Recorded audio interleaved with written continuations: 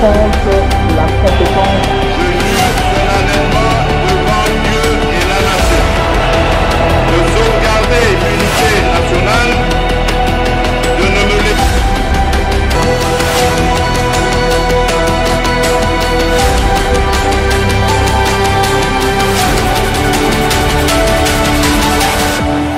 Allez, mbote balandi bomoko télévision et senga koyeba ke bozali ebele na bitando ke na bino bozali kolanda pe kota l'émission na bino bomoko na ekolo mokolo lelo tozali mercredi le 21 août 2024 tozali en direct na bomoko pour une télévision bomoko média na kati émission na bino bomoko na ekolo. Merci na merveille Katumba na bande kono so bazali kolanda biso na media lelo bisika nyonso bozali kota la biso tolobela actualité politique na mboka na biso tobeta lisolo ya Terence Koumar tobeta lisolo ya Stade des Martyrs tobeta lisolo ya dossier judiciaire ya ndeko na biso Mike Birindwa tolobela pe situation sécuritaire ya mboka na biso tolobela vision pe makanisi ya Daniel Bumba tolobela situation économique tolobela mambo etali ba taxe lelo vraiment ya mbeli bino expert bon na mboka le juriste Christian Temete mais tolobeta masolo belenaye.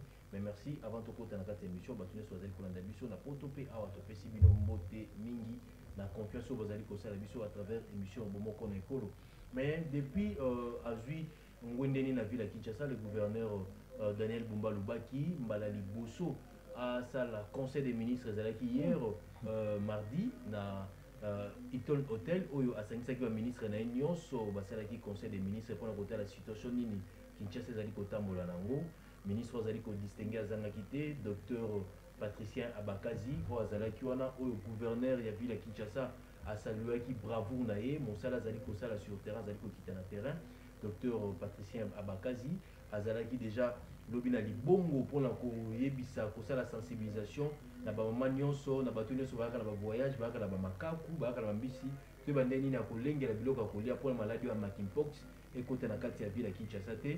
Voilà, nous avons réunion ezalaki lobby dans l'hôtel de ville et l'on a gouverneur Daniel Bumba, nous avons la présence il y a docteur son excellence docteur Patricien Abakazi Wazalaki wana très intelligent toujours dans souci avec kino un peu ba congolais tous à la malamu tous à la santé malamu hygiène malamu prévention malamu wazali ko sala diagnostic ya ville ya Kinshasa azali ko linga ko bimisa Kinshasa na coma dans la wana bezali premier conseil ministre na gouverneur à ville Kinshasa Daniel Bumba Lubaki docteur Patricien Abakazi wazali ko mener biso na terrain to pesi mbote mingi mosala kitoko mbote mona mboka Christian Temete mbote mona mboka Bron apesi mbote na bakongomani nyonso bazuli bakolanda biso na midi ya lelo apesi mbote na son excellence Félix Antoine Tshisekedi Tshilombo le président de la République pour na ba effort et aussi pour notre sacrifice, pour notre bravoure,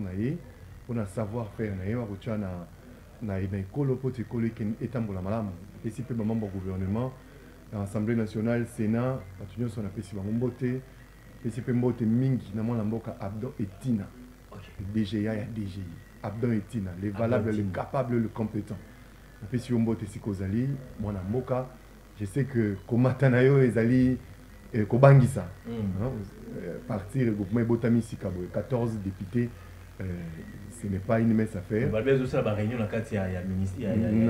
Non, non, na kati ya DG ba mosala procès ezali na siège na bango, bazana ba siège national, siège provincial. Donc azata na intérêt mon côté en même il y a ko politiser DGI ou il y a simbi administration comme DGA demain de mettre le titulaire na ba osala malamu to PC penza mbote pe ba courage makasi mingi mon mboka Abdon Etina DGA et DGI. Merci mon amboka Christian Temete mais très intelligent. Nani a l'émission parce que le la vérité au deuxième mandat ceux qui nous savent salamité beaucoup loba parce que bolingi population à vivre malamu à la sécurité surtout vous allez go dénoncer ba anti valeur ne surtout le yango mais dossier de Bosso mon amboka Christian Temete mais pollution à Stade des Martyrs qui est le responsable parce qu'il va aller taxer mon amboka Serge Koundé ancien ministre il paraît qu'il a signé un contrat est-ce que le ministre a signé un contrat dossier wana étant que Kinois, étant que Congolais, aux hommes la responsabilité zaliwa parce que va aller citer comme mingi ya mwana mboka Serge Koundé aussi longtemps il y a na mokolo tunezalité analyse ni ozali kosala par rapport à dossier spoliation à Stade des Martyrs na baino kopesa mbote na mwana mboka Serge Koundé sikazali na yebite ezali manque à culture ya bato to ezali man kozanga koyeba to eza biloba lobaka. Est-ce que kotia station to kotonga hôtel na kati ya stade c'est un fait anodin? Je dirais non. Je dirais non.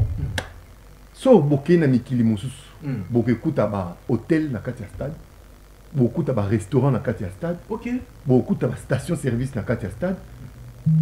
Ils ont interdité. Ils ont interdité. OK. Ils ont interdité. N'a pas ça exemple moko. Florent Ibenge a entraîné équipe ya Al Hilal là. Al Hilal ya Soudan. Azako Vandawabi. Na stade non? Na stade na pelouse ton investir. Non, ils ont un hôtel. OK. Et ils allaient dans un hôtel. C'est aucun stade de France. Il y a tout. Il y a tout. Moi je ne trouve pas. Non, moi je ne sais pas ce qui se passe dans Mitou Yaba Yabande comme ça. Quand ton hôtel n'a qu'à stade, ils ont m'habité. Ils ont m'habité. Bato Moussou Balungwaka, de telles villes, si na ville Moussou na cadre yaba classico, tout ça na cadre yaba championnat, équipe à Lubumbashi, Goya, Mouta Lubumbashi, là où un match na Kinshasa. Il peut loger les stades. Allez les gars, l'hôtel oui. Il n'y a aucun problème là-dessus. Mais pourquoi vous citez mais attendez, dans le stade des martyrs, la chaîne de télévision, ils ont été. Ils allaient? Le restaurant, ils ont été. Le cabinet, avocat, ils ont été. Dans le stade des martyrs. Le bar, ils ont été. Mais pour ils sont mon station. Non. Donc, Batoubakolia, Batoubakolia, Kanetando, Batoubakolia, Kocha, bureau privé, na bango. Mais Batoubakolia, station. Donc, on a posé à carburant, tant que tu es stade. Ambulance, c'est aussi la carburant dans le stade. Très bien. Bus, c'est l'équipe aussi la carburant dans le stade. Vous voyez, administratif, et puis aussi la ligne dans le stade. Mais pourquoi pas Kocha? Supermarché dans le stade. Ils ont habité. Ceux qui contrat et respectent les normes, ceux qui contrat qui signent en bonne et due forme entre l'entrepreneur, n'a gestionnaire, il y a stade, et que ministre, il y a sport à valiser. Où est le problème? Où est le problème là-dedans? Ministre sport, ancien ministre sport. Où est le problème là-dedans? Ma belle habitude dans beaucoup de amis. Soyez mouton, moutonné, c'est pelissa côté. Nyon, so salomon ma belle. Très bien. Nyon, so salomon ma belle. Où est le problème? Na 20 mai, ah, au stade de 20 mois, dans le stade. Est-ce que Air Francophonie, bon monité, restaurant, hôtel, tout, na bar, na katia, stade, station Pézara, mais oui, où est le problème? Où est le problème? Très bien. Sans provisionner le carburant, ils ont besoin. Même le ministre, vous avez une poste à carburant. Très bien. Groupe, il y a électrogène, il y a stade, vous avez une poste à carburant.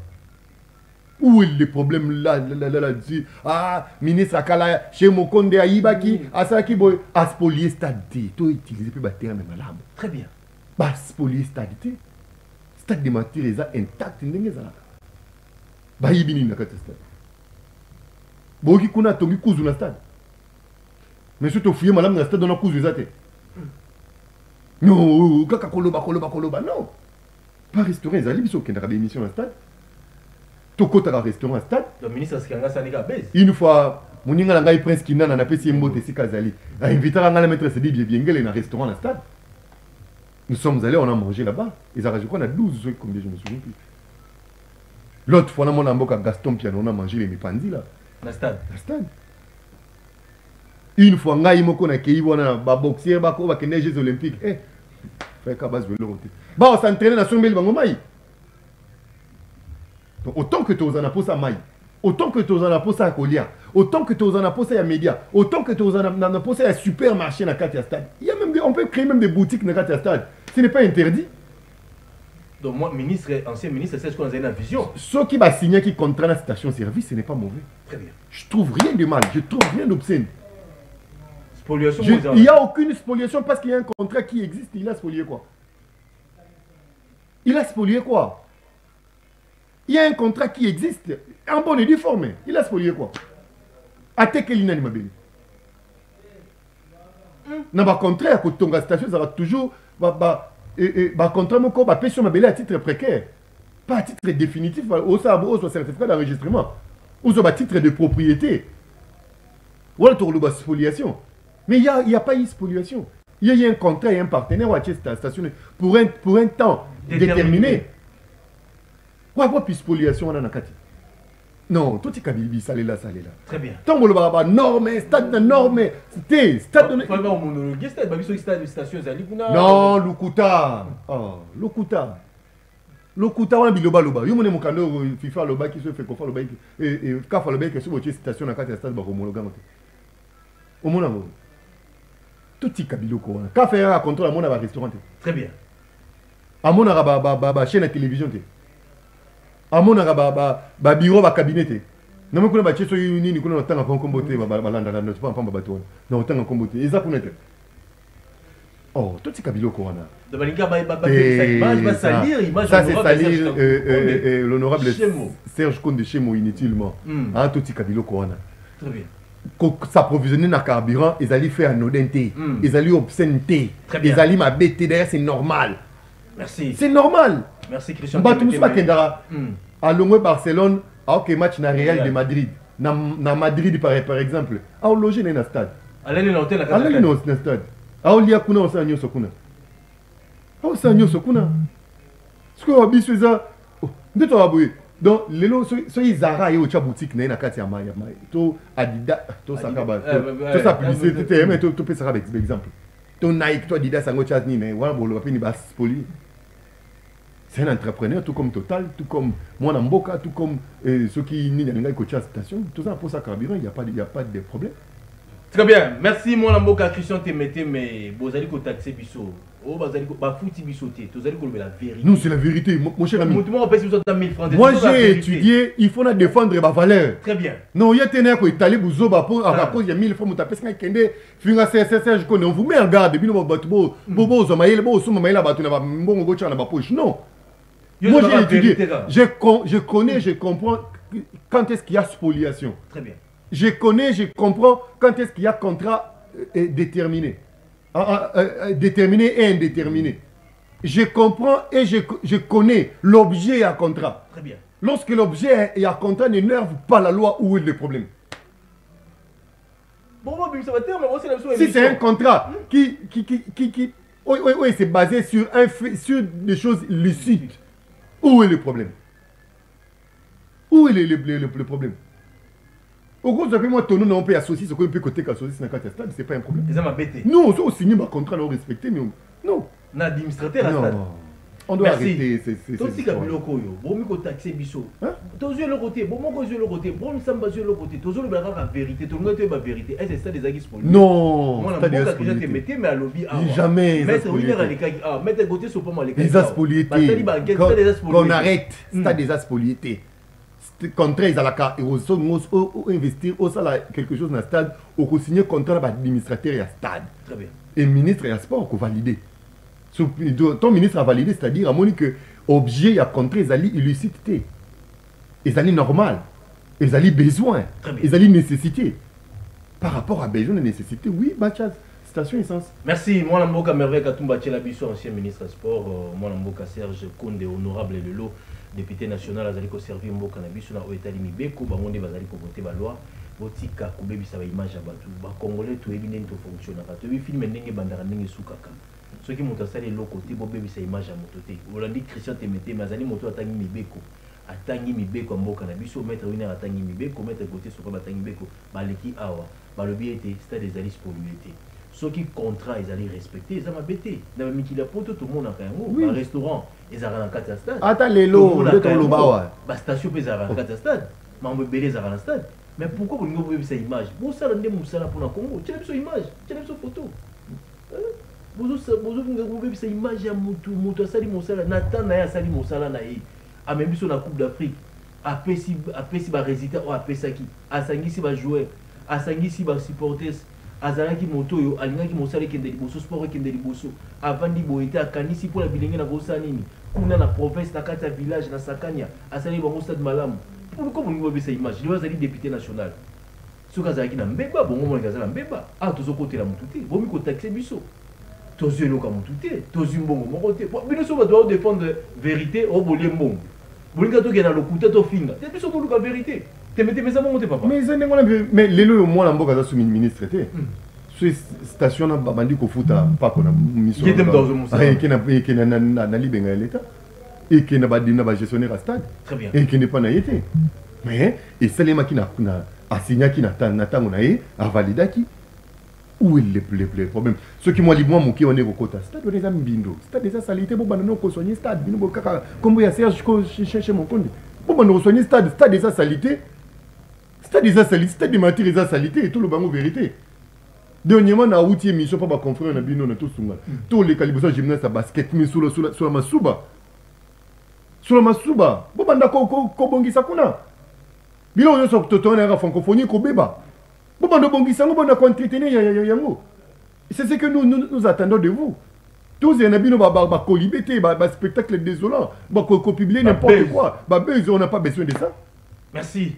Merci mon amboka qui chante mété, mais merci mon merveille Katumba très intelligent. Vous allez belé, vous allez coller sur le bomoko n'ekolo. Tu n'as pas la vérité dans mon amboka qui chante mété, mais parce que tu es banani Congo zali kotambola. Mon amboka qui chante mété, mais tout ça n'a dossier mon kan de Komoko, azolanda biso pe depuis Lubumbashi, mon amboka Mike Birindoa, ou azali na dossier la justice na à cause de l'introduction et à divorce, les temps juge a prononcé. Alingaka dans la garde d'Abana, la première des gars gagnés, la deuxième des gars gagnés, mais PGR a compliqué. PGR le monsieur Loakamuna Massampu, Rock Peller a compliqué. Il y a des juristes et des comment tu utilises ces dossiers-là? Non mais tant que le balise oh bozo pesa constant tamba mutu makasi abanda ko n'importe quoi si le magistrat bota la moi de bota la dossier à bout. Bota la dossier à bout. Mutu a gagné na premier degré, a gagné na second degré. Délai légal pour interjeter appel et expirer. Na droit au le baba jugement wana ezali couler en force de choses jugées. Très bien. C'est-à-dire qu'on interjeter appel T. Il faut exécuter jugement on a ndenge ba rendre yango. Ceux qui va prononcer divorce. Tu as prononcé non. Ah, ceux qui va confier garde ya bana.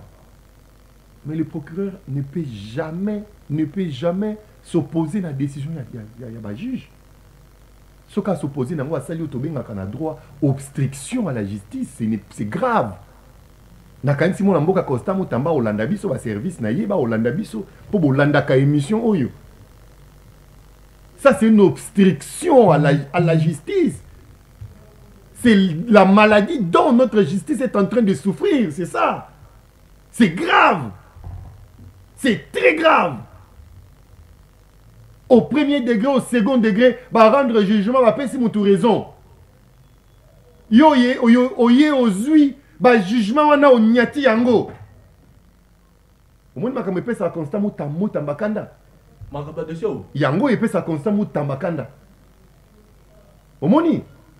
Bon, pesa constant mutamba raison du jour au nuit. C'est ça. Constant mutamba raison. Mon amboka Edmond Issofa, président du syndicat et magistrat. Au moni. Donc Mike Birin doit avoir raison. Mais il a raison, papa. Ce n'est pas lui qui a raison, c'est la justice qui a raison. C'est quoi Ezanini? Boinga Salanini, Mike Birin. Asalanini. Asalanini. Aya, Koutana, mon amboka constant mutambati namboa, que nous soit magistrat. Ah, mais oui. Mais il n'y est pas où, mais la raté. Il n'y a pas, il y a Zamadé soit moi et Maï Moko. Mais PGR a besoin de non, non, Abel, ça imagine. Les mandats d'amener. Ceux qui PGR, Azal, trempé dans le dossier Oyo, monsieur le PGR, si vous nous suivez, si vous êtes trempé dans ce dossier, Zouagar Diabana, Zouabana Wana, Zongisela Bango, respectez jugement. Le jugement, il a rendu au nom du chef de l'État. Monsieur le PGR, vous manquez du respect au chef de l'État. C'est pas normal. C'est pas du tout normal. C'est pas du tout normal. Mais moto yo a réclamé droit na yo les mandats d'amener. Donc yo malade de justice ba ba lo ba écoute ça mon cause on est justice au tient comment? Ah mais justice comment? Na soins intensifs couteau tout là-bas. Oui ça peut ça sonner un magistrat ndeko na ba. Ndeko na ozo mona constamment tambara ko loba. Atinambo. Ah.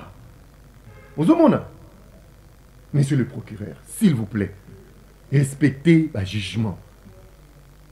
Je pense que pomme de quoi soit jugement, ozwa qui temps ya kopé so tobé ngaka réquisitoire comme ministère public. Et les juges n'est pas tenu na réquisitoire na yo. Ce qu'a pesi yo raison te. Apesi moi na mboka Mike Birin doit raison. Mais respecter yo sana nyobo respecter ba mibe comme beaucoup yo. Obo exécution ya justice qui est rendue au nom du président de la République. C'est infraction. On a au monde à coup na mais a mener justice na lilita. C'est une infraction. C'est une infraction, obstruction à la justice. Conseil super moi na mboka yakanga na kisayo. Comme la ministre de la justice senga audience. J'ai dit à la tribune populaire. Yaka ndeko bon on peut son numéro nanga ngamo no inotika yo pas ministre. Biso sali connaissance na parler de la justice pour la justice et pour la vérité. Ngai mono inotika yo. Aya. Donc inotika yo que mon président conseil supérieur de la magistrature, c'est un pasteur hein? Le président cour constitutionnel. Moi mboka de donner Kamoulé. C'est un pasteur. C'est un pasteur. Yaka comme ça total le quoi ya moi mimoni makasi yaka kasi. Non, aya na yango. Mokonzi mboka to boyi ba justice ya ba fort. Ya ba fort parce que je suis procureur. Qui t'a fait Dieu? Qui t'a fait Dieu? Parce que je suis procureur. Oza pombate. Pombande Costa Mutamba, rola te lo box gant. Gant ya box ina mboa. Tala mandat d'amener batindeli yango. Ndeko pas salinini. Bana ngo ya procureur. Bana ne 4 misa doit passer garde moi bazana muke batika la maman procureur aboyi. Mais pas ça y où est le problème? Ils a banana yi. A oteka bangote. A ko sala nyo so la pona souci oboko la bana bana malamu. Négligence ça. Tu es banana isika bakei, isika maman okele ko bala mobali mususu. Ce bazu sont ya bana wana te. Ce sont des déchets en devenir. Toti kabiloko. Très bien. Toti kabiloko. Ça te coûte quoi, monsieur le procureur? Si vous respectez l'exécution, il y a justice. Moi, je suis Mike, Olé, il y a funda, il y a bisoto funda. Bisoto funda, il y a qui de droit. To funda, il n'y a pas capable. Constamment, tamba, wakaka. Il y a un démon de moto, moko, tcheka, maïbo, il lembi. Ah, où, mais la été? Et ça, dans la force au canapé. Oh, ça a un pouvoir d'injonction. Ça a un pouvoir d'injonction sur le magistrat du parquet en plus. Ça a un pouvoir d'injonction. Sur la PC injonction, bouillir. On fondit dans le Conseil supérieur de la magistrature. À cause de la sanction. Par contre, de mettre rien en fonction. Par contre, de mettre rien. Oui, par contre, le rôle. Aussi longtemps, Mike Biron, mais ce qu'on a raison, yo, quand on a raison, ce qui va juge, ce n'est pas un procureur. Même si, à Kanye, c'est bon. Ce n'est pas un procureur. Ce n'est pas un procureur. Excusez-moi. Ce n'est pas un procureur. Et ça, Moussala n'a été à cause de jugement avant de la thé. N'a pas sur Moussala, n'a pas sur prérogative. Les jugements sont au nom du président de la République. Donc, moi, Mboka, ceux qui ont vendu le jugement, on a aucun manqué de respect à Félix Antoine Tshisekedi Tshilo Momu quand tombolo. Beto ko finayo. Tika biloko wana. Bozwa bana ya Mike Birindwa. Bozongi sela ye bana na ye abunda. Ye moko mutu, ye moko tata ya bana. Abunda tangisa bana boko la bango. Bientôt rentrée scolaire. Monsieur le procureur, au commissariat dans la classe. Au foot, on peut parler de rentrée scolaire. On doit arrêter avec ces. Aya, Constant Moutambazali, Made soit moto moko, Yamaï moko, Ekol Akolimba. Tokomona mwana mboka, président conseil supérieur magistrature, Akolimba. Aotoka. Akotoka. Merci, mon mboka, Christian Temete, mais état de droit, mon konzamboka, à l'objectif de la maladie, mon tozali na raison, oyo, azali pe na droit, ya kozwa bana na ye, et puis bakei, na mibeko pesi raison, tala lelo. Procureur a tenu les mandats d'amener à qui ne sous Kosamba Kangaye, moto a la raison de tenir les mandats d'amener. Est-ce que c'est normal? Ça, c'est pas l'état de droit. L'état de droit qui s'abotique, botique, innocent, Bokanga, coupable, condamné. Banabaza 4, ma PC 3, regardez, mon cousin non mouké, Atikala. Mais, PG, c'est compliqué dossier. Banabaza identité. Attends, ma montée. Mais c'est bien, alors, c'est cool. C'est cool. Baza bac de naissance. Bande ko botika biloko wana yango mon R conseil mutamba otomboka bino bolobi syndicat des magistrats ko manquer bis na biloko bo pesa makasi allez pesa ma casse. Merci moi Mboka Christian Temete mais vous allez belé bozolanda biso na émission bomoko na Ligue des Champions to pesi ndeko gad mboto pas aller côté la biso biska ndenge na ndenge to allez continuer mais dernièrement les kaki awa les solo ya c'est comment fait souki ndenge moi na Mboka Bron bitando to le kaka bakonzi balanda ka biso. Dans ma qualité à conseiller volontaire sans bureau et sans salaire, ba maman est Sekomaf. Quartier 7, 8, 6, kuna na se, na njili, ba bengi ngai. Na keite kuna. Papa tato tikali libanda. Même si bango ngai na pouvoir à mon côté. Pouvoir na ngeza kaka micro na bitano. Olingisa na pesa merci. Awa na bomoko pour une bomoko télévision. Na pesa merci na RTGA, la émission en débrief. Na pesa merci na CCTV pe na Radio Liberté Kinshasa, na Congo Base Télévision. Na tomboli mongongo. Na tomboli mongongo, na dénoncé na lobby. Ba image ezali ko tambola na ba réseaux sociaux. Service ya ministre ya justice ba bengi ngai.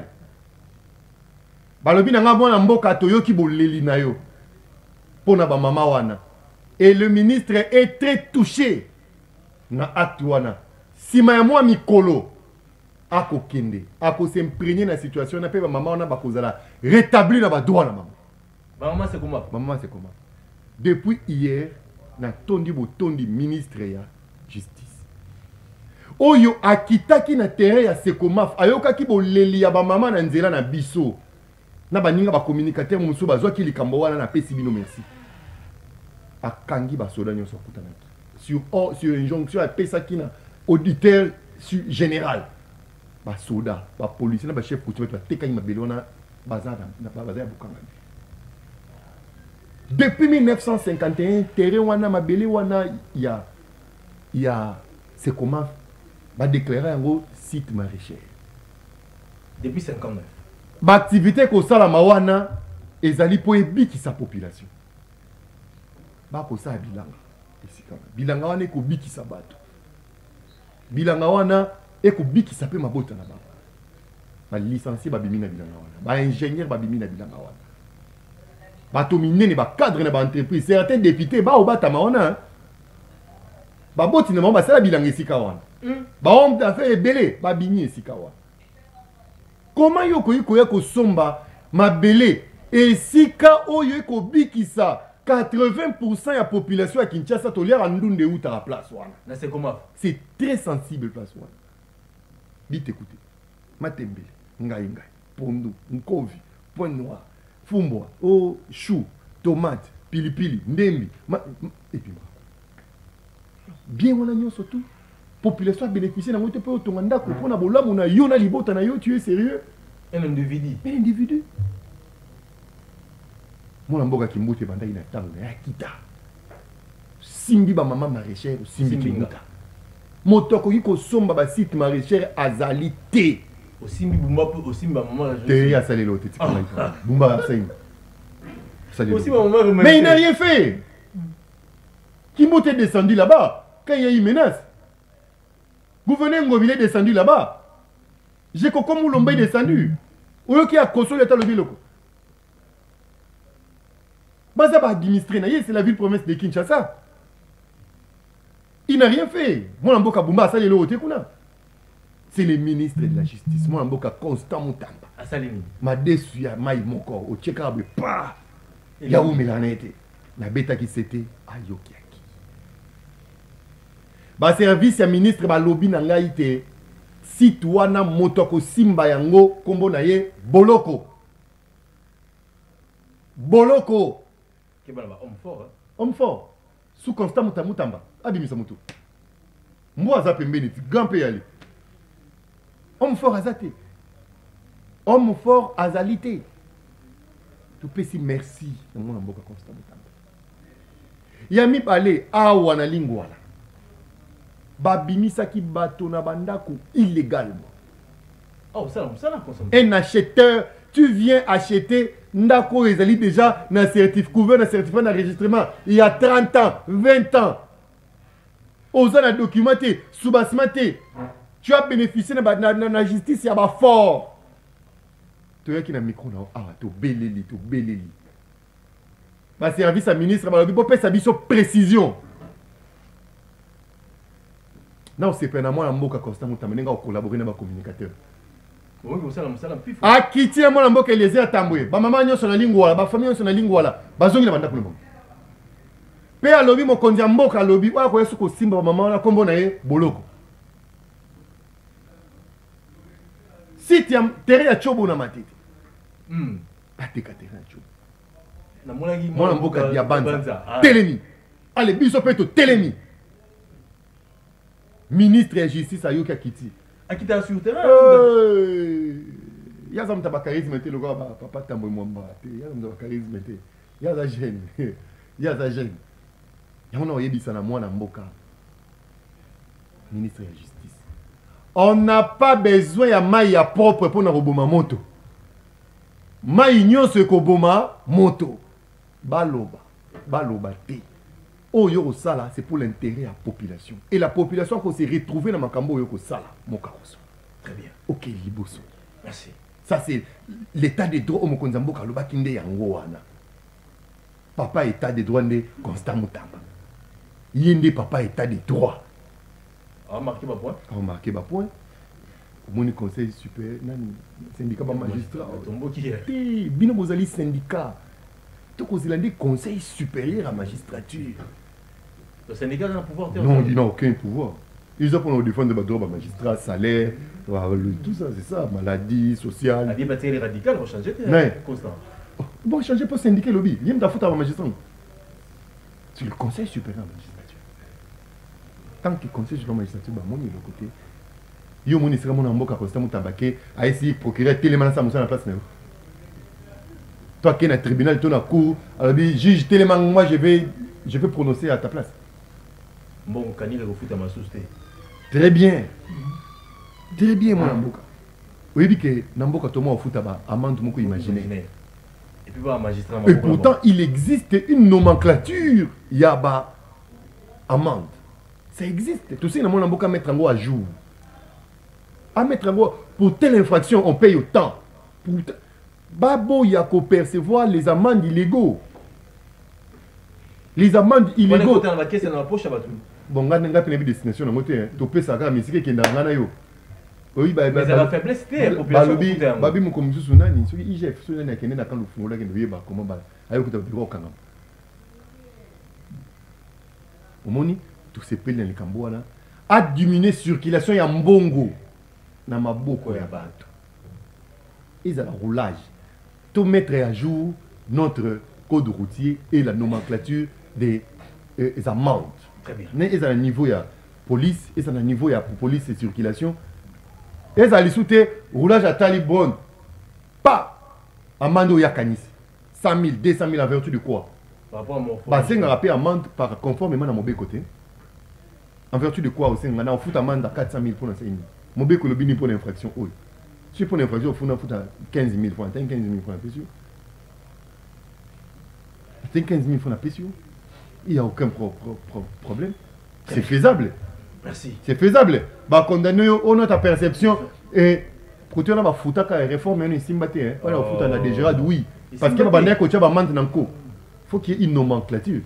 Pour la contravention routière, on fout à autant. Chevauchement, on fout à autant. Voilà, bah, attaque à moi, c'est marrant. Attaque à moi, c'est marrant. Pour respecter le parking, il faut dire 50 000 francs. Pourquoi?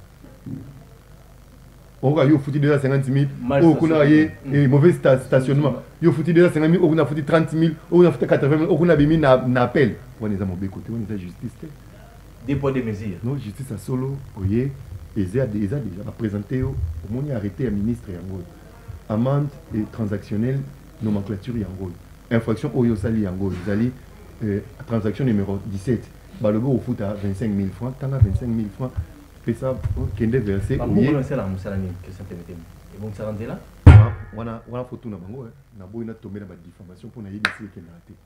Donc vous voyez que le bagino avion sur les alamboka tous les athées. Ti na boy na ngai. Na boy. Ceux qui n'ont pas trésor public na yébité. Ceux qui n'ont pas sous maman na yébité. Très bien. Ceux qui sont na oshu na yébité. Ceux qui n'ont pas nyangwe na yébité. Ceux qui n'ont pas autorité supérieure na yébité.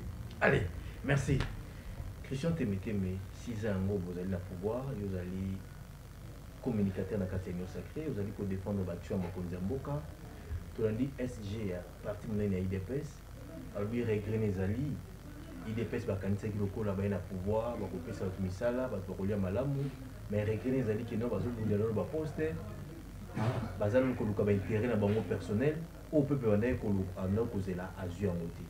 Est-ce que les alliés communication ratée, les alliés pour sa image ba effort Mokonzi Mboka zali kosala, tous les alliés kaka discours politique ba récupérer en gros ba quatre une partie pour la couper sa image à SG. Trop de communication tue la communication.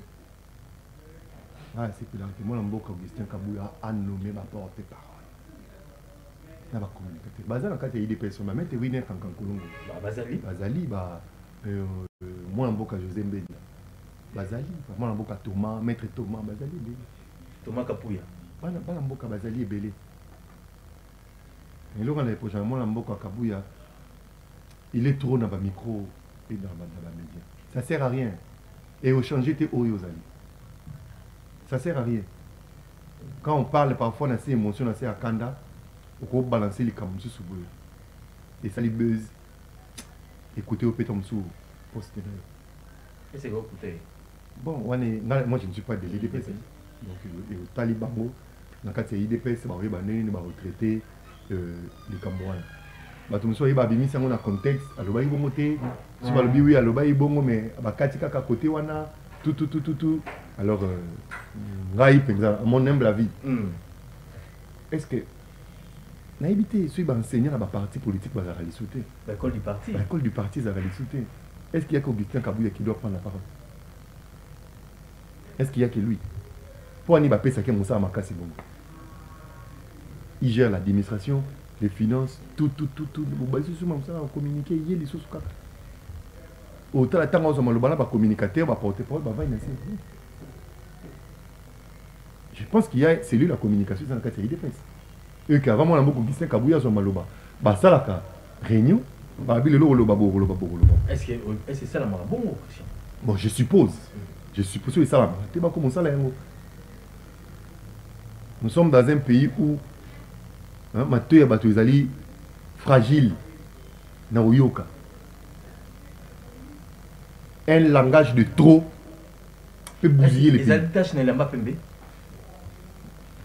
C'est le yondo yoki en haut. Sans parti pour les analystes, bon. Les alliés huile ne l'ont pembe. Soit le bas qui a moins penza kito côté. Je pense que bango nakata à l'interne est enchanté bato belité. À l'interne, et c'est pas ici battu belité. On a lobby. Maloba musu so za na kanda ton émotion en principe pour pure parole. Vous en a kanda on nous répondre avec vigueur. Na ba interlocuteur na yo. Ba musu tu peux plonger na excès na un langage de trop. Merci. C'est que na mon amboko Augustin Kabouya a faire fonctionner celui la communication na yo. Bazé Belé, Winner, José Mbenza, Maître Thomas, c'est Belé. À faire fonctionner ces cellules. Nous avons un communicateur à IDPS. Nous avons proposé à le secrétaire général à ça les éléments de langage na communication à sa place. Mais Winner a bien qui était à un téléphone. C'est ça les défauts. Soit ça, on comme ça. Allez, merci, on est à la guiba actualité, mais est-ce que tu réfléchis, moi, je suis Mboka Nabiso, mon compte Mboka aussi soumis à SADC. Est-ce que faut-il que ça a toujours confiance dans SADC? Est-ce que s'il faut tout ça avoir confiance, on reçoit Nabiso cette fois-ci la guerre, ou tout ça la confiance car on a ramené Nabiso, parce que mon compte Mboka aussi dans SADC, ou tout le monde en dehors de Tikuna, va retomber dans l'auto de la Nini, parce que rien n'est change sur le plan, sur le terrain, tout le monde a guerre, ils ont continué, diplomatie, mon compte Mboka aussi là-bas fort, mais bien communauté internationale, elle reste toujours derrière Rwanda. Rien ne change. Qu'est-ce qu'il faut faire pour trouver une solution? Idoine Christian Témé dans ma camozo de Kalambo Cannabis. Tu comptes dans SADC, tu comptes dans l'Union africaine ou tu comptes dans Bissomo? D'abord, dans Bandana, ce qui est fait à l'interne, c'est ce qui est plus important que ma sommet à SADC. Tout le Bélamingi, oui, ça a mis à l'interne, c'est le plan diplomatique. Sur le plan diplomatique. Mingi Bakansaka. Diplomatie, c'est l'ordonnance. Aux yeux signés au rang de République. Quand il y a diplomatie, il y a des pourparlers, il y a des négociations, et ainsi de suite. sur le plan diplomatique, de ramener Rwanda Lelo à signer accord à cesser les faits. C'est-à-dire, en signant accord à cesser les faits, on a Rwanda Ndimi, que c'est lui qui tue. Rwanda Ndimi, que c'est lui qui est notre agresseur. Comme ça, la M23, non, mais papa, les documents existent. Il n'y a plus match. Le document est clair. Le Congo et le Rwanda ont signé, il a cessé les faits. Et dans le moment où Tokoloba, du côté Rwanda, même côté Nabiso, et travaux et salem pour aboutir à un accord, il y a cessation, il y a guerre à l'est de la République démocratique du Congo. Vous voyez? Donc, il faut saluer plus. Oui, ils ont ça à l'interne. Ils ont se distraire dans la ligne Sadek. Sadek, ils ont été pour changer la situation RDC. Non, papa, il faut qu'il y ait une communauté à l'État. Chaque État qui a un intérêt. Non, il y a une communauté à l'État. Chaque État a un intérêt. Moto qui pour intérêt, il y a école de zalité.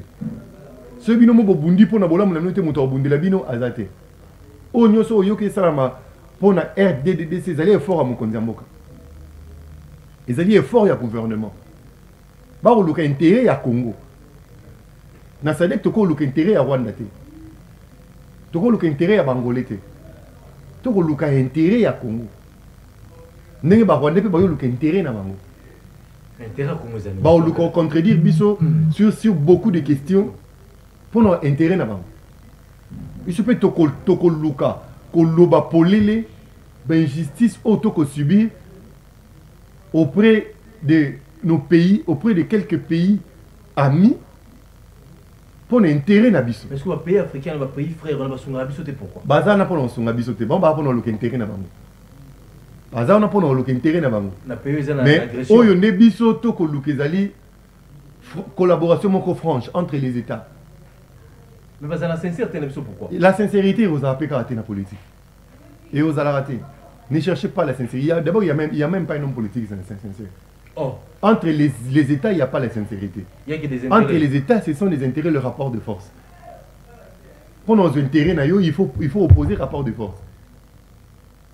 Vous voyez? Il y a un moment où subir, Tozaki enclavé, on a le bataille, les bakino, sangé la kibiso. Parce que tu as qui opposé rapport de force na bisoté.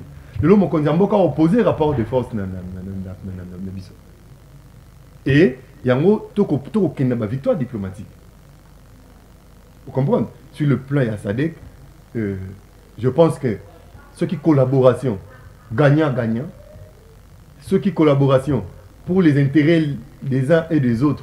Et vous allez respecter pour que l'Est allait pacifier. Moi, je suis d'accord. Tout en saluant l'effort diplomatique et le gouvernement Oyo à Kosa. Parce que Rwanda, Lelo Andimi a signé encore à cesser le fait. Ce cas c'est quoi agresser bisoté. Soit Tindai Basoda n'a été. Soit c'est Kobomba Batuna STT. Alors là, il faut signer. Parce qu'elle a réclamé l'innocence. La diplomatie est agissante. Mais ils ont victoire diplomatique, moi, ma casse. Ils ont victoire diplomatique. C'est guerre aussi là. Oui, guerre aussi là. Quelle que soit la durée de la nuit, le soleil finira toujours par apparaître. Tu peux être sur le soleil non, tu peux être sur le soleil. Ils ont la carte à Congo. Ils ont la carte à Congo. Non, ils ont la carte à Congo. Bunagana, ils ont la carte à Congo. Bunagana, ils ont la carte à Congo. Il n'y a pas un État déclaré au sein de la carte à Congo. Bunagana est bel et bien dans la carte de territoire. Attends 1 kilomètre à ma belle et l'onguate. Malgré quelques bandits, quelques aventuriers, insécurisés, mais ils ont un cas de sol. Mais pourquoi stabilité économique est la stabilité économique est là, il y a d'abord la production interne. Production quoi? La stabilité économique est dans la production interne. Vous comprenez? Quand on produit, vous allez mettre à prix. Dans le bas, il y a une émission. Mais quand tu dépendre de Liban, nous ne serons jamais là. 60 autres dépendants qui sont dans le Makambo non, ça va redite. Dans le Baka, on a le Babayebi. Dans le Makambo, la mini. Bayebi. Bayebi. Tu produire les alliés. Notre production n'est pas suffisante. pour alimenter l'ensemble de la population. Parce que tout produit de manière artisanale. Tout produit na quantité moko industrielle. Na moni mokonzi mboka bati que l'invitation que nous inaugurer Pepsi au basali kuna na encore il faut encore vérifier. Ngai moi polémique moi makasi te ngana o commander. Non commander ba Pepsi aux États-Unis. Et au yao na victoire Torozwa Pepsi au Baosala na aux États-Unis sur les élots. Mais c'est le moment mais ça va les élots. On a pénal na boité. Mais to comparer kaka comparer ça ma bé. Comparer ça ma bé. To comparer Pepsi et ça aux États-Unis na Oezawa sur les îlots moko. To bien na batuba déguster. Nous avons le droit de consommer des bilans à propreté. Et vous connaissez pas Mela et Pepsi a seul biso Mela maille lobo. Non, tu comparer quoi. Sur les ayants to beti le bon maboko. Sur les ayants yango te to isa bon bandeko bo bongisa. To funda bon OCC to funda ba. Mais faut OCC déjà pas ça le OCC d'ailleurs qui doit vérifier. OCC ça tali norme mais ali malama. C'est qui ça malama. Mais ngai na population. Nous avons le droit. Nous avons le droit de comparer. Nous avons le droit et où tu as Liban de Yaka, mais si vous comprenez, au bas la carte, la nuit et les jours. La nuit et les jours. Mais les Garanais, nous sommes et cause à la paix, c'est bon. Mikole Koya, mon condamné qui a inauguré l'industrie à maïs.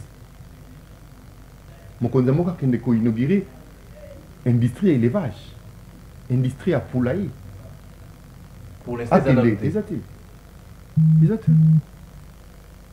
Ah, qui a inauguré la minorité. Aussi longtemps, même si le bataille, rien ne va changer. Non, ils ont une solution, mais la solution, ils allaient pérennité. Oui, ils ont une solution conjoncturelle. Ça va servir pour un temps. Ah oui, madame.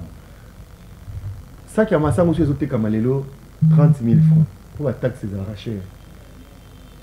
Ce qui, bon, tout le monde a taxe, tu diminues la taxe, faut qu'il t'en a 22 000 francs. Mais ceux qui allaient mater si la taxe, à mater si tard, et aux hommes à 30 000. Tout ça, ligne, c'est bon. Est-ce que Bango va fixer la taxe, la prise de Bango va tenir compte de ce et tel Bango Bisous, que vous somba avec taxe zambien. Donc, bien qu'on fout à double taxe. Il faut une taxe à l'import et il faut une taxe à l'export. Dans Zambie, il faut une taxe à l'export. Il faut que vous Zambie ou dans Liban. Il faut une taxe. Tant qu'on paye Kotawa, il faut une taxe à l'import. Parce que, ah, bisous, tu importé. Oui. Les opérateurs économiques n'ont pas de cœur. On va dire pour ça bénéfice. Or, ceux qui ont produit awa et qu'on fout ni taxe à l'import et qu'on fout ni taxe à l'export. À moins que tu produis une quantité mokoyo et qu'on bima. Et puis sur ekobima, la production locale et qu'on a concerné la taxe à l'export. À celui qui viendra importer, né à fout ta taxe à l'export. Très bien. Mais à bis souhaite au produire. Ndeko maman c'est comment balonera. Mais ça ndou na bango ya. Ba futa ta taxe mo côté. Ah bimisi nous dans ya pikoli ya sokoli ya ngo. Abimi abandoteka. Abimi abandoteka tom so futa ka 500 francs ya. Ya tiki ya wendi. Et si mais ce qui nous donne ndo uta Congo Brazza. Na frontière qu'on est au foot. Tant on peut écouter au foot.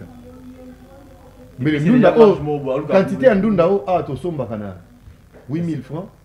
Tant on a 1000 francs. Ceux qui ont un libale to somba on a 3000 francs parce que faut une taxe. La même chose dans Massango. Massango mbumera souté. Mon a souté comment ba Massango kasa kina. Loba, tout au fond loba. Bon, il y a le problème Tony. Mais ils ont soutenu tout le monde, ils ont tout le monde. Tu sais que l'on a soutenu. Vous avez ma cassé, ma salle avec mais service national de Samsala. Quand il y a un cas, c'est parce que c'est plus la technologie. On a déjà broyé. Donc, c'est pas mauvais. Mais au moins que ma sangu ou les autres produits n'a qu'à et il faut ta taxe parce que c'est produit localement. Est-ce que le logement évolue dans Katamboka 60 ans après, sans parti pris? Il faut tout les grands est-ce que le Congo peut être limité? Non, évolution est allée, mais pas à la hauteur attente. Mais ni ne bloque à Kango. La volonté politique. Mais la politique, bon, tout ça, 60 cas, bon, Oyo qui babi comment négocier les députés ba JIP. Na yo qui n'a confirmé. On a conditionné. Na yo qui va négocier les députés ba JIP. Mais on a bateau de pêche. Est-ce que va éviter que tu as bateau de pêche? Tout ça est minoritaire. Bon, on va aussi à l'angle. Proportion de baquet chez Zara, on va changer. Député de moto, il s'en est. Bah, vivre dans la population. Pour une chose, bah, député, bon, la super homme. Pas vivre dans la population. Pas vivre dans la population. Et vous avez la bêtise grave. Tache d'huile, maman soumise, au sommet, bah, député, bah, JIP. Ils ont l'été zaïté. Ils ont l'été zaïté. Vrai parlement, hein, ce sont des communicateurs. Bon, moi, ça ne sert aussi gros. Vous en avez récompense? Et l'autre? Oh, ça me fait. Récompense les arabes pour la population. Pour le coboun de la population. Récompense les arabes. Banda ou bien ta DG, tout ministre mort dans le téléphone. Pour une précision dans le secteur, il ne te prend pas. Il ne te prend pas. Un jour, j'étais dans un restaurant au temps à Kombo. Je vis un ministre. Na meki pousse à premier na garde na ba boy na bi bon na benga yi na o benga yi téléphone ils ont sonné na mi liboso na yi il ne prend pas. Je te dis il ne prend pas. Na bousculé en sortant na violence. Ah mon frère benga ah on était à 0 mètres on a benga yambi mon so kendo yamba. Excellence c'est une précision aussi question telle. Il a pris le temps. Et il m'a répondu. Accordé un rendez-vous dans la cabine. Oyo qui dossier mon ko ya SNEL na séminaire kuna na Maïdi. Société civile lobia ba matériel à SNEL ba sundola awa boy. Na zui kambona. Na bengi ba kondia SNEL ba yambinga avec pe ba pesinga éclaircissement. Rien n'est abandonné. Bilo Kwanza na kati ya ba conteneur, c'est surveiller, c'est inventorier. To cause la financement pour un projet wana. To sengeli ko piquer na ligne haute tension na yin qui sait que ndeti Maïdi. Transfert ya pamba et au piloter. Il faut ba câble. Il faut courant ya pour le transfert et aider la distribution. To cause la financement. Financement nano yete. Et puis tu lances qui appelle d'offres. Si les lots, on te remplir par critères, pour gagner marché en nazalité. SNEL lié quoi comme une obligation, il y a aussi mon salaire. N'a eu information dans source. N'a pas si bana bana mboka ba yokiti. Oyo ki sika déjà SNEL a penga ya benga zo moso. Musala makasi. Il a répondu au téléphone, c'est au téléphone que moi j'ai reçu tout, n'a eu ma précision na nyonso. Aujourd'hui la SNEL est lavée. C'est les questions orales écrites au Parlement, ça n'a plus d'importance parce qu'il a répondu, la population est déjà éclairée. La population est déjà éclairée depuis que le Bassounine. La communication, Toyebi ke, ba câble, ba transfo, ba accessoire, il y a cabine au Bomoni na Maïdi. Na Congo central, SNEL a abandonné un côté. Il n'y a aucun détournement. Bilo Kwanez allait inventorier et surveiller régulièrement. Et Zali wana parce que ba lança qui appelle d'offres. Tel lots, moto a rempli ba condition pour gagner marché wana Zali té. Ba accessoire wana na transfo, na ba kebe bomoni ekopelisa minda yango mon côté. Il faut pas piquer na ligne à haute tension partie ya ikisi biso to na ba Congo to yebi. Pour ekomati na Maïdi ba installer cabine, si ma ba distribuer les populations. Lokola, moi mboka Lucinda saka mosala na e na sérieux nyonso. Comme un grand manager, il a trouvé les moyens à l'interne. Ce n'est la bandit déjà mosala ndeko ndeto koto loba. Pesi et bandaki. Question orale avec débat dans le Parlement. Beau, mais bientôt rentrée scolaire, hein. Mboulezo banda banzela maboulou, banzela égalité, bana ozonga, gouverneur face à la nuit.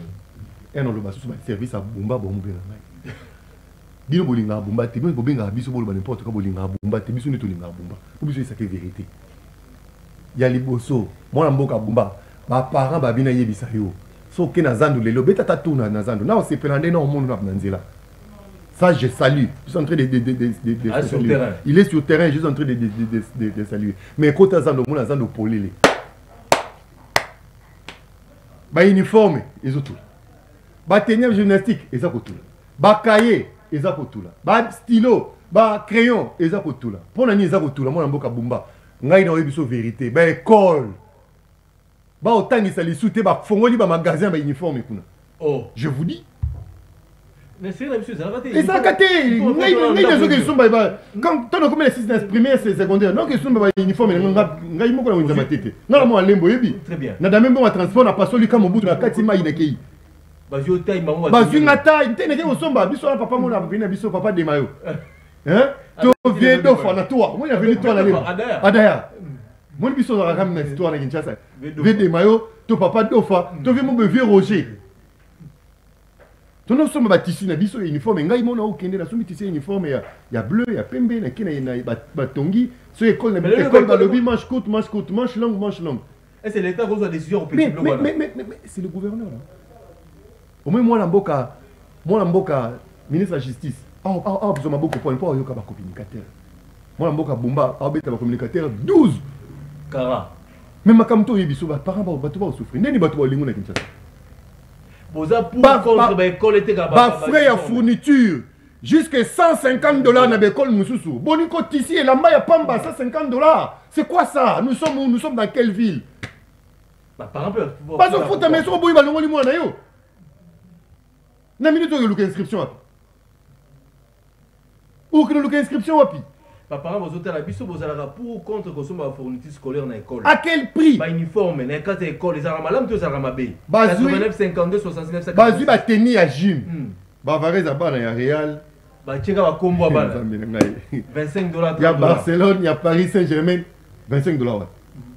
$25 bana l'école, il y a Tchang. Il y a Tchang, il y a moi pembeni. $1. Tokotanga ba combo ya école wana. Si mon amboka bumba au PC biso ele ezaranini yo yambi biso mon amboka bumba olobi tala bolobi bo ça la contrôle citoyen eza mabete nebo contrôler ngai mais bino moko bo nyokolama bo kende na terrain biso ngala denda kuna ngati on eleki koko combien d'école na vérité moi il ngai ba kombo ya ba école oyo ba oteka ba ngakuka ona on ba ba kita plastique na ma ndeko ngai yebisa ngai mon matériel na kita plastique ana on école yebisa ngai.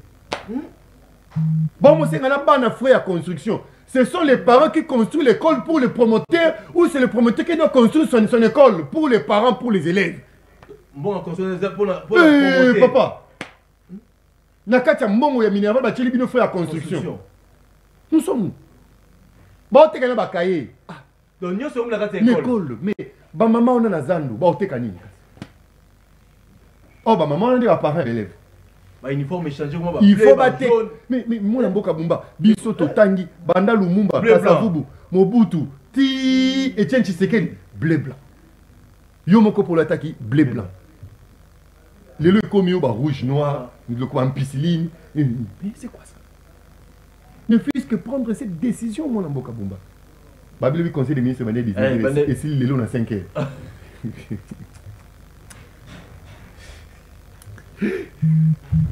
Mais faut en matière.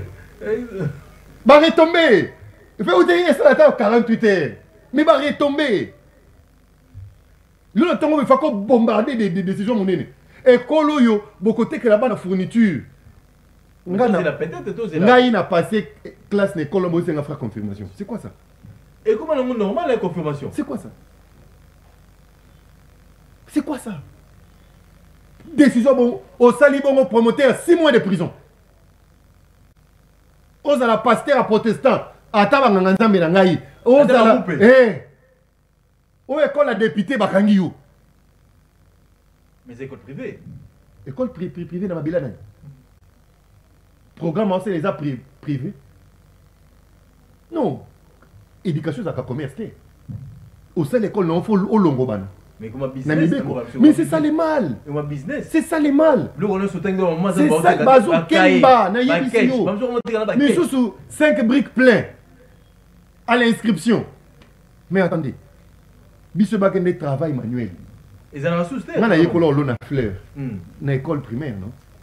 Tu suis Nzanzamili qui au Tchema Belé au Loni fleur. Chaque jour na récréation ou bien à l'entrée, il faut na vérifier la fleur na ngai. Sur fleur na ngai boti malamu na premier trimestre na za ba côte na ba point. Travail manuel à ngona. Le comment travail manuel au plateau maki. Ah. Travail manuel dans la sardine. Ah, ok. Boti ka biloko yo. Moi na mboka bumbata. Travail manuel au plateau maki. Donc ben lève ma comme ma sauce. Et le roi va savoir la papier génique. Moi j'ai appris à ça la combo. Travail manuel à l'école primaire. Non, c'est la combo. Travail manuel. On m'a appris. Travail manuel. Na yekoli yango. Ko ça la combo na lindalala na sali combo na zuli nzanda tomate na chi. Au kangi combo, au pesi na école. Ba côté ngai. Par rapport au travail manuel. Le roi plateau maki. Plateau maki. Oh bana plateau. Oh le loto yekolo ça la les œufs spaghetti. Oh voilà ba spaghetti le maki. Ah bah hier. Votre biloko. Votre biloko. Il faut apprendre aux élèves.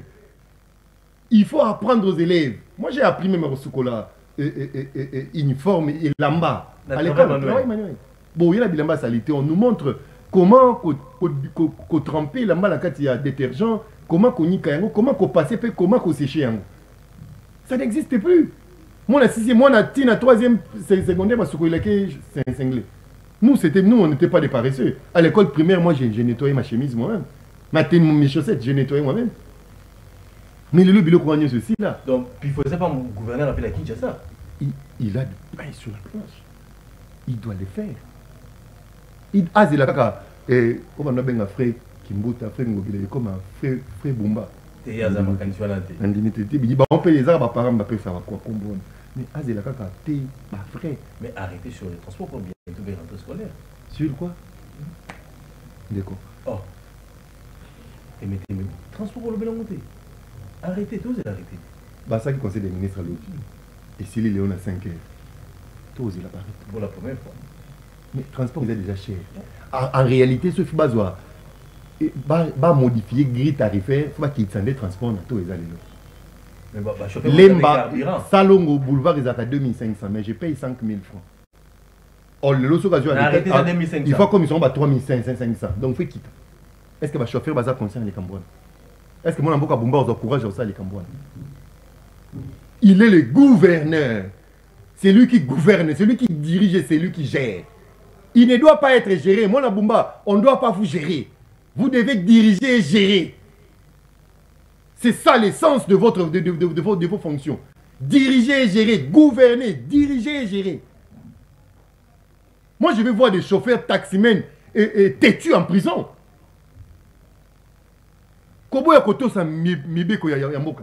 Ils doivent aller en prison.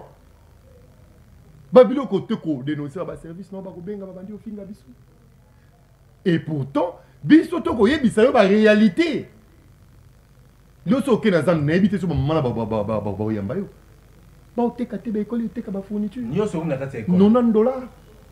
Also ma fourniture colléca Minerva la premier trimestre. Babi gratuité et enseignement. Mais fourniture scolaire au sommet $90. Et l'équipe $150. Et puis obligatoire, hein? Frais à construction. Oh, il faut même ma brique. Oh, il faut ça la bouille. Moi, en Boka Bumba. La population attend beaucoup de vous. Comme ça, ça des contrôles citoyens. Très bien. N'est-ce pas que bêta c'est la Boka Patricia non, bêta c'est la Boka Patricia. Mais il est sur terrain, il est sur terrain. Tout ça, une épidémie, mon énorme. Il y a manqué. Mais lui, c'est le point de presse manqué. Na commun qui est mon candidat. Ok. Nous sommes disposés na zikate diwa yao. Mais surtout to sensibiliser la population au moment Covid. Manque d'information. Batuming ba kufa. Batuming ba mela bazo konfo mobumbati na zolo. Et maintenant je vous dis les gens sont morts na côté à Covid. Faute d'information. Vous devez nous informer et nous former sur cette histoire à manquer poste. Pour que nous, à notre tour, non, les cas, combien de personnes mortes? Si vous avez dit que vous avez Makwanza, vous avez Maba, vous avez Moto Nzambe, vous avez Kolokoto, vous avez Bouiboui. Bon, vous avez maladie, vous avez Nabanima, Nanyama. Manqué poste, vous avez maladie des singes. En anglais, mais manqué poste, donc, Nalinga la maladie de Makapa. Nanyamazama. Vous avez maladie wana eko soki nyama kufi ye moko bokoki kolia ye te. Très bien. Bosengeli kobwaka ye parce que toyebi te na maladie nini nyama wana akufi. Mais tu sais combien de vaccins na moisa te? Vaccin c'est bimi mais ça coûte tellement cher, énormément cher et le gouvernement a déjà commandé à la hauteur il y a 45 millions d'euros. D'ici quelques jours, tu vas acquérir un vaccin. Bon, on a sur le secteur mais il y a épidémie. Il y a un makaku ezana uwenzi. Pour nangai gouvernement sengele ko soma yango pa tumba yango. Batbali yango te. Batbali yango te. So to le makaku promotion na. Makaku nyoso ezana uwenzi. Parce que ça maladie de singe. Docteur Patricia Olandanga. Ah ça la proposition na ville ba somba makaku nyoso ezana uwenzi ba tumba yango. Ba bwaka yango. Ba keno centre d'enfouissement ba bwaka yango. Tim Kolo épidémie ko za la déclarer vaincu à ce moment, tous les colis makaku. Très bien, merci. Et ils ont la moyenne efficace. Au lieu de recommander vaccin 45 millions, consomme makaku écouter même pas 1 million. Ils ont pris minimité. Et qu'on sa commercialisation ya makaku. Na Kinshasa to. Na Ranger, na Congo Mobimba. Qu'on sa commercialisation na yango. Pe tous les vétérinaires. C'est le moment où utiliser les vétérinaires mais trouver tabango 12. Allez, merci. C'est le moment. Tout la vérité. C'est le moment où utiliser ma vétérinaire pour que on y soit dans makaku na ndako. Ba ko vacciner bango. Très bien. Pena ba intérieur. Ba mutu so mona na makaku na bala. O akene na ba créer ba clinique vétérinaire. Eza malamu ko créer ba centre pour na ko vacciner batu. Pour examiner Batou, pour soigner Batou. Mais c'est encore beaucoup mieux. Très bien, merci. Il y a quoi arrêter propagation na source. Source n'est pas ma carte ranger. Merci. Mais tout le monde kota. Na c'est pas le monde en boka c'est ma kanisi nangai. Na moni lobi azaki na libon que ne ko sensibiliser. Mais il n'est pas bien. Ba cargaison sur ma carte wana. Écoute, et ça facile. Ma carte yaka na maluku. Et yaka na pikole. Et yaka awana na poilu. Basta ba cargaison sur ma carte. Il n'a rien à dire autant soit combat fayu. Il faut l'autre la balle na zozonga. Il faut sensibiliser Batou. Ba que la fayu, ne auto la moi sina bana na poto. C'est ça, c'est ce qu'il est venu faire. C'est qu'il a non bila bala mboko. Merci. Allez zigate de comme la retard, tu peux sur aucun qui est etikali, monkeypox, diplomatie, sortie médiatique ya CGK. Ah on le met le côté. Ah balaka tata mokondi fayu. Oh population ekufa. Allez, vas-y. Fayu la zana poto. Merci Ndeko Nanga Bron na pêchio, merci d'abord. Na dit que na pêché. Tu as un retard boye eza faveur te. Katumba kweta maboko boye sana moke. To sengi boye bandeko. Atako ndeko na biso teme azala oya pona axe de mal akoki contredire bino mais bolinga te d'abord ebolimbisa biso mibale le 31 balinga te. Vraiment il a payé Tata Mokonzi Martin Fayulu Madidi boye ba été a écouté tournée diplomatique na parce que le pays est en danger. Tout le but est on doit sauver la RDC du danger.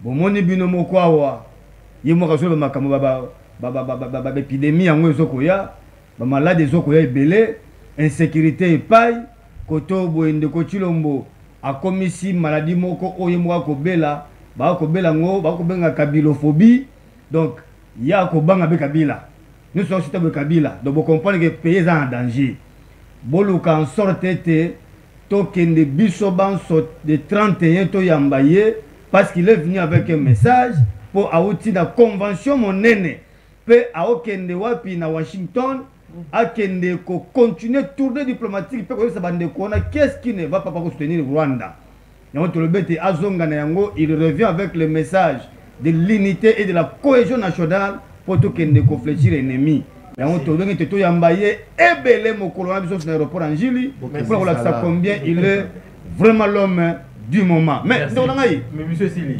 Oyebi il a passé monsieur Sili nango. Andeko alia wana ba solution moko un peu ya mekuse. Otangi makambo oyo de ba école. Il y a un parent qui m'a appelé hier. À l'obi dans une émission. Mais faut on lobby pour te mettre. Azon loba été basengi mwana na ye dans école maternelle basengi 30 cahiers.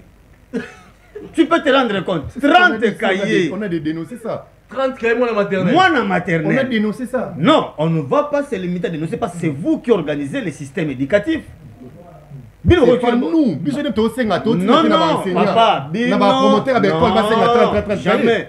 L'école, même privée et publique, tant que Rousseau, tant que Montesquieu, tant que John Locke, on va comprendre que moto ali pouvoir organisateur ali au Kambamboka. Je l'ai dit ici. Moto wana ne moto ko yebisa la décision. Mais comment moto oyo akoza mikano azoya ko dénoncer? Parce que sont eux. Il y a bango andingini. Bango to na pouvoir. Il faut nuancer. Papa tika ko comment on va nuancer até. On va se le voir até papa. Tu n'as rien dit. Et là ko ba zani ndemo. Je l'ai dit mieux que toi. Le système éducatif aujourd'hui non seulement yango matériel didactique, manuel scolaire, aucun coquin, parce que c'est là où on se différencie un peu dans l'université. On ne change pas les manuels pour un professeur. Manuel scolaire, même aux Ali Bongo, documents à tenir et par l'enseignant et par l'élève, c'est au pouvoir organisateur de pouvoir. Ce sont des irresponsables. Alors, de l'autre côté, Patricia Awa. Likamoyo ezali ko bypasser ko transcender Patricia. C'est au niveau national. Patricia Pekisi ekota. Est-ce que vous dites qu'il va vous en avion? Et nous en avion. Je connais bisa biso. Bamaka ko ngouta wapi? Parce que aso baba tumba. Ba otomaka ko la province combien? Merci. Ou bien c'est ça ah. Ils vont prévenir que guérir. Très bien. Ils n'ont pas prévu. Il n'y a pas de prévention dans ma campagne sur Oyo. Bande va être irresponsable là comme on a bango. Côté accord bango. Il y a des choses que bande ko ba ebelo komoko. La seule solution, malade à Congo, c'est parce qu'on n'a pas un leadership éclairé. Merci. À tous les niveaux. Il y a un moment où Bandekoyo va tourner biso en rond sur tous les plans. Merci. Donc c'est la makasi, on te le dit. Alobi belé, il n'a rien à dire. Si quand le balade, pourquoi il faut gagner l'élection. L'autorité compétente, les compétences sont d'attribution. Oye, à s'adresser à un gouverneur à Obanga. Papa, tu as la pongine la pongine papa. Moi je ne parle pas de Bumba ici. Moi je suis la pongine interpellez-moi dans Mboka Bumba. On va interpeller à monsieur. C'est notre travail. Aya bandi ko interpeller ngai. Donc tu mettez ma comme gouverneur. Ngai nde maman malu. Raïssa maman zomona awa. Awa zela o ba alobeli Bumba bakatela ngo atela motana na lobeli na boki yo na boki libanga. C'est ça le problème. Na lobeli Bumba na bisi bilo boye. Ils n'ont rien à proposer. Plus de Bakongo ou de Bangala, il n'y a plus de Wagenya. Nous n'avons qu'un peuple libre. Nous sommes tous des citoyens. Ils n'ont pas conclu des accords avec le diable pour refaire l'unité du Congo. Rien à faire. Le Congo restera un et indivisible. Au service de la patrie, il n'y a point de camp politique. Seul compte la compétence